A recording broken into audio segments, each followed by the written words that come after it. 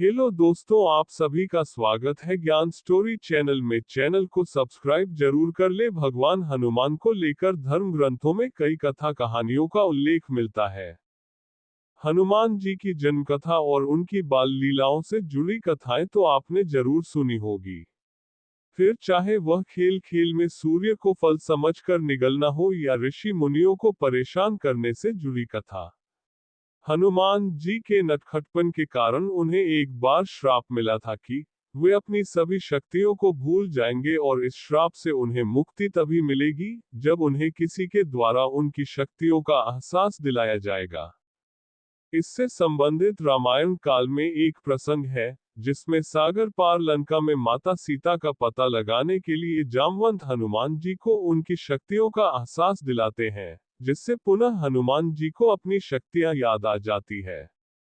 हनुमान जी की तरह ही उनकी माता अंजनी को भी नटखटपन और चंचलता के कारण ऋषि द्वारा श्राप मिला था, जिस कारण वह देवलोक की अप्सरा पुंजिका स्थली से वानरी बन गईं। माता अंजनी से जुड़ी एक पौराणिक कथा के अनुसार हनुमान जी की माता अंजनी पूर्व जन्म में इंद्रदेव की सभा में अप्सरा थी।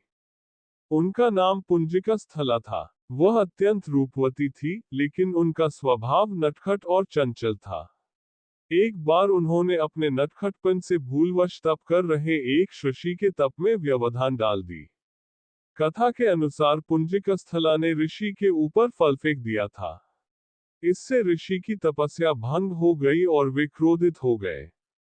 ऋषि ने पुंजिका स्थला को श्राप दिया कि जब उन्हें प्रेम होगा तब वह वानरी बन जाएंगी। पुंजिका स्थला ने ऋषि से अपनी भूल की क्षमा मांगी, जिससे ऋषि का हृदय पिघल गया। ऋषि अपना श्राप वापस नहीं ले सकते थे, लेकिन उन्होंने अपने श्राप में कुछ जोड़ते हुए कहा कि तुम्हारा वानरी रूप भी अत्यंत तेजस्वी और आकर्षक होगा। इसके साथ ही ऋषि ने उन्हें एक तेजस्वी पुत्र प्राप्त होने का आशीर्वाद भी दिया, जिसके यश और कीर्ति के कारण पुंजिका स्थला यानी माता अंजनी का नाम युगों युगों तक जाना जाएगा। ऋषि के श्राप के कारण ही अंजनी को वानर राज केसरी से प्रेम हुआ, और ऋषि के आशीर्वाद से ही उन्हें शिवजी के अंश के रूप में वीर हनुमान जी जैसे पुत्र रत्न की प्राप्ति हुई।